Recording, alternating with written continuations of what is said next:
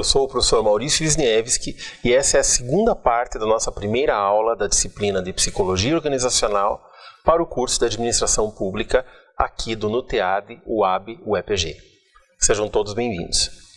Muito bem, nós estudamos na primeira aula o início, as origens da Psicologia Organizacional juntamente com as origens da administração, com alguns autores de renome. Taylor, o casal Gilbreth, né? E nós vimos que o processo de maquinização do homem aconteceu nessa época, ou seja, os procedimentos deixavam a conduta do ser humano bastante maquinicista. O que nós vamos ver a partir de agora? Nós vamos ver que a psicologia organizacional esteve a serviço de uma elite, que eram os grandes industriais. Ao desvendar as formas de controle dos movimentos, privando o homem da sua subjetividade, a psicologia acabou contribuindo para essa maquinização do ser humano em prol do crescimento industrial. Tanto que, inicialmente, a psicologia organizacional respondia por esse nome, psicologia industrial, porque ela buscava o controle do ser humano no ambiente de trabalho. Sua subjetividade, suas particularidades não eram interessantes para a indústria. Elas eram improdutivas e não ajudavam no progresso da empresa. É uma forma bastante mecanicista de encarar o ser humano. Tanto que um dos críticos sobre esse modelo foi Charlie Chaplin, cineasta, produtor, autor. Ele foi um dos pensadores que criticou essa forma de gestão. No seu filme Tempos Modernos, de 1936, Chaplin faz uma sátira da rotina de uma fábrica. A vida de um trabalhador que, após ter entrado em colapso nervoso pela rotina trabalhista, foi internado e depois ele retorna à fábrica e é preso, confundido com um manifestante. Isso é, a subjetividade não tinha espaço nessa concepção taylorista de gestão. Sem falar que o modo taylorista de gestão causava vários problemas para os trabalhadores da época.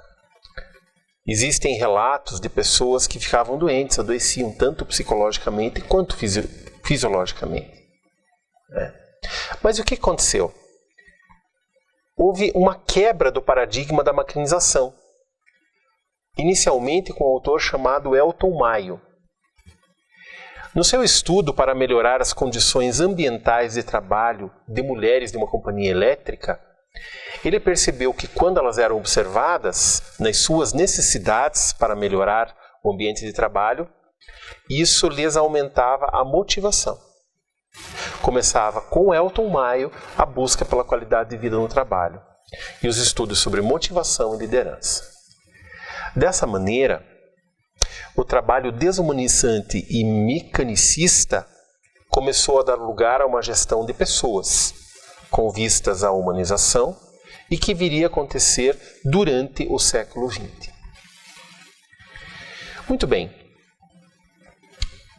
Depois da Segunda Guerra Mundial até o início do século XX, houve muitas mudanças no cenário da psicologia organizacional e do mundo do trabalho. Entre essas mudanças, houveram algumas que marcaram, como, por exemplo, a aprovação da Lei dos Direitos Civis nos Estados Unidos. Era uma lei que proibia qualquer tipo de discriminação entre os trabalhadores, seja ela de cunho religioso, sexual, ou de qualquer outro tipo de discriminação, racial. Temos que lembrar que nessa época, os Estados Unidos, na década de 60, passavam por uma grande luta interna contra o racismo. Houve também o movimento da contracultura, os movimentos da liberação sexual nos anos 60, e aqui no Brasil nós podemos citar a ditadura militar, que colocou, entre outros, o ato institucional número 5, o AI-5, como prerrogativa do Estado sobre os trabalhadores e sobre a população no modo geral. É interessante lembrar que a psicologia organizacional esteve presente em várias outras instituições aqui no Brasil. Em 1930 foi criado o Instituto Paulista de Eficiência, que posteriormente deu origem ao Instituto de Organização Racional do Trabalho, o IORT. o qual, por sua vez, sofreu desdobramentos como, por exemplo, a Associação Brasileira de Prevenção de Acidentes, o Conselho de Higiene e Segurança do Trabalho e a Fundação Getúlio Vargas. O Departamento Administrativo do Serviço Público e o Serviço Nacional de Aprendizagem Industrial, SENAI, também foram empresas que surgiram nessa época. Todas essas instâncias desenvolveram práticas de psicologia voltadas ao trabalho. Esse tipo de psicologia estava voltada para a adaptação dos trabalhadores ao processo da produção, a fim de obter alta produtividade. A agenda era examinar, classificar, selecionar pessoas para funções pré-determinadas segundo critérios de eficácia para atingir a máxima produtividade. A ênfase psicométrica, ou seja, dos testes psicológicos de habilidades e técnica dessa psicologia foi hegemônica até o final dos anos 80. Coincidiu essa época com as lutas explícitas contra a ditadura militar e, junto com elas, o surgimento de muitos movimentos sociais e discursos críticos sobre as condições de trabalho no Brasil. A busca foi no sentido de se adotar uma postura mais contextualizada e compreensiva do indivíduo, porque o ser humano na organização tinha sua singularidade, tem a sua singularidade, e esta precisava ser respeitada. Nessa época, buscava-se incluir a cultura nesse contexto diferenciado. No Brasil, a edição de um livro chamado O Indivíduo na Organização, Dimensões Esquecidas, feita numa coletânea de 3 volumes, foi coordenada por Alain Chanlat. Ela foi publicada em 1992, 1994 e 1996. E ela foi um demarcador dessa tendência humanizante. Basicamente, esse foi um movimento que denunciou a ausência de muitas dimensões do homem na abordagem do comportamento organizacional. E ela acabou reorientando para uma concepção um pouco mais complexa de ser humano. Apontou as dimensões cognitiva, da linguagem, do espaço e tempo, afetiva, simbólica, patológica, dentre outras. E assim começou o processo de gestão humanizadora das pessoas no Brasil. Muito bem, mas para se falar da psicologia organizacional, precisa se falar também do trabalho. O trabalho é caracterizado por 2 elementos interdependentes. Um deles é o uso e a fabricação de instrumentos. O instrumento é uma coisa que o homem interpõe entre ele e o objeto do seu trabalho, entre ele e o mundo. O exemplo clássico é o da faca. Quando o homem produz uma faca, ele tem uma relação mediada com o mundo, porque a faca é um instrumento. O segundo elemento é que o trabalho ele acontece em condições de atividade coletiva, de modo que o homem, quando trabalha, não entra em relação apenas com a natureza, mas em relação com outros homens, membros de uma sociedade. Quando nós refletimos sobre o que é o trabalho, chegamos à conclusão que ele é uma atividade central nas nossas vidas. Ele ocupa grande parte de importância no espaço e no tempo, na vida das pessoas, e é muito mais do que apenas subsistência material.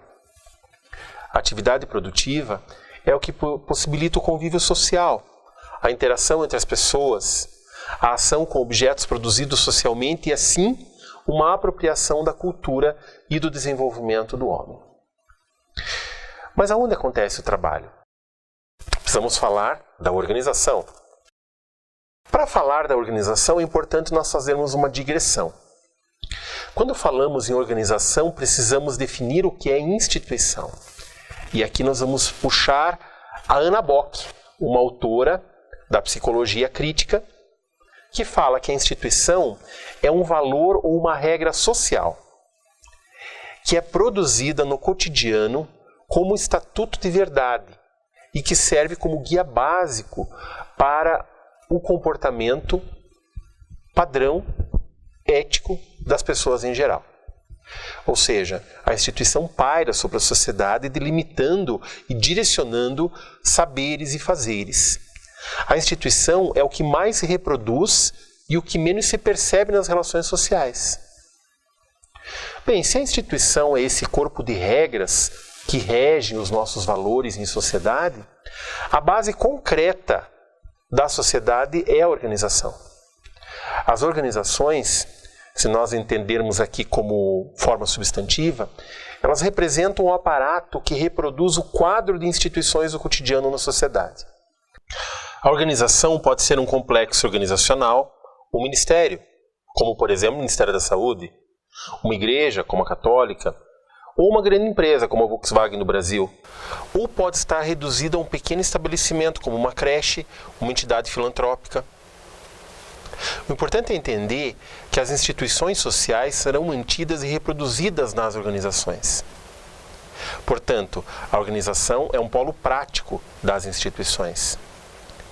O elemento que completa a dinâmica de construção social da realidade é o grupo, o lugar onde a instituição se realiza. Se a instituição constitui um campo de valores e regras, portanto um campo abstrato que paira sobre a nossa sociedade, e se a organização é a forma de materialização dessas regras através da produção social, o grupo, por sua vez, realiza as regras e promove esses valores. O grupo é o sujeito que reproduz e que, em outras oportunidades, reformula tais regras. Ele pode aceitar passivamente as regras da instituição ou procurar combatê-las e assim reformulá-las. No Brasil, tanto no setor privado como no público, a gestão da organização implica nas exigências em relação à eficácia, à qualidade e à adequação dos serviços às necessidades da clientela. Nas organizações do serviço público, a transparência e a ética caminham juntas a uma crescente participação dos usuários na formulação e planejamento de serviços públicos. A renovação de modelos para outros menos rígidos, mais flexíveis e direcionados à superação de modelos da gestão burocrática ou tecnocrática tem acontecido. Para falar de gestão, precisamos falar das duas gestões, gestão burocrática e gestão participativa. Segundo Ferreira, 1999, burocracia significa administração da coisa pública, por funcionário de ministério, secretaria, repartição. Ele está sujeito à hierarquia e regulamentos rígidos, a uma rotina inflexível. Tecnocracia já é um sistema de organização política e social em que predominam os técnicos. Significa literalmente governo dos técnicos, ou seja, pelo controle dos meios de produção, eles tendem a superar o poder político ao invés de apoiar as suas atividades. De outro lado desses dois está a gestão participativa. A gestão participativa é o modelo de administração que tem seu foco na capacitação, desenvolvimento, otimização e valorização do ser humano. É a gestão que procura fazer com que um profissional se sinta mais do que mera parte de um processo. Ele deve se sentir responsável pela atividade e pelos seus resultados. Na psicologia organizacional, a autonomia que a gestão participativa promove cria um lugar de destaque para a psicologia na administração. De forma que o trabalho com os grupos se torna essencial e acontece em vários processos, como, por exemplo, nos processos de treinamento, nos processos de eficácia de liderança e tomada de decisão, na avaliação de desempenho, no planejamento do trabalho, nos programas de motivação, aprendizagem e satisfação do trabalho, no desenvolvimento de trabalho em grupo, nos programas de mudança comportamental, na administração das situações de estresse profissional e outras situações de impacto na saúde do trabalhador, na melhoria do processo de comunicação e na pesquisa de cultura e ambiente organizacional. Todos esses são processos que acontecem na empresa, no mundo do trabalho e que, com a psicologia organizacional, promovem a autonomia do trabalhador. Muito bem, finalmente nós podemos fazer uma síntese integradora da aula de hoje, que nós tivemos em duas partes. Então, começando com a parte número 1, onde nós vimos as origens da psicologia organizacional junto à administração. As origens das duas ciências remontam à Revolução Industrial Inglesa, quando, naquele montante de trabalho, houve a necessidade de controlar o comportamento humano com vistas à melhor produtividade. E nós vimos que alguns autores se destacaram na apropriação do conhecimento sobre o comportamento humano para melhorar a produção das fábricas. Como, por exemplo, Taylor, quando ele considerou o fator humano sobre a produção, e o casal Gilbert, quando estudaram a lei do movimento e do tempo entre os trabalhadores, com o experimento clássico da observação do assentamento de tijolos. Em seguida, nós vimos que esse processo todo, até a Segunda Guerra Mundial, ou seja, meados do século XX, houve a maquinização do ser humano. Ou seja, o homem era um ser controlado dentro da fábrica e trouxe muitas críticas por essa maquinização. Um dos críticos foi Charlie Chaplin. Com o filme Tempos Modernos, ele faz uma sátira à vida dentro das fábricas. Com Elton Maio começou o movimento de humanização no trabalho, ou seja, ao observar trabalhadoras de uma fábrica de energia elétrica, quando percebeu que elas melhoravam a sua motivação para o trabalho ao serem observadas nas suas necessidades. Houveram muitas mudanças entre o final da Segunda Guerra Mundial, 1945, até o ano 2000. Muitas mudanças aconteceram no mundo do trabalho e a psicologia esteve sempre ao par, esteve sempre acompanhando essas mudanças, que promoveram a humanização, como, por exemplo, a aprovação da Lei dos Direitos Civis nos Estados Unidos, que proibia qualquer tipo de discriminação, seja racial, sexual, religiosa, cultural, nas empresas, nos empregos. Outra questão que permeia essas mudanças é a própria liberação sexual, com a entrada da mulher no mundo do trabalho, por volta dos anos 60, a contracultura, enfim, várias mudanças culturais que tiveram impacto no processo de humanização no trabalho. Outras coisas que nós vimos também, já na aula, na segunda parte da aula, foi a organização do trabalho. A organização do trabalho como uma prática basicamente humana, na qual nós conseguimos ver dois elementos. O da própria produção do instrumento, que media a relação do homem com o mundo, e a relação do trabalho por ele mesmo, com outros seres humanos, uma forma de integração com outros seres humanos. Nós também vimos a diferença entre instituição, que é esse corpo de regras, segundo Ana Bock, a organização, que é a concretização desse corpo de regras da instituição, e o grupo, que faz acontecer esse corpo de regras. Finalmente, nós vimos a gestão participativa e a gestão burocrática, sendo que a gestão participativa promove a autonomia do ser humano no mundo do trabalho. Muito bem, pessoal. Essa foi a nossa aula. Eu agradeço a todos, espero ter contribuído com vocês. Bons estudos!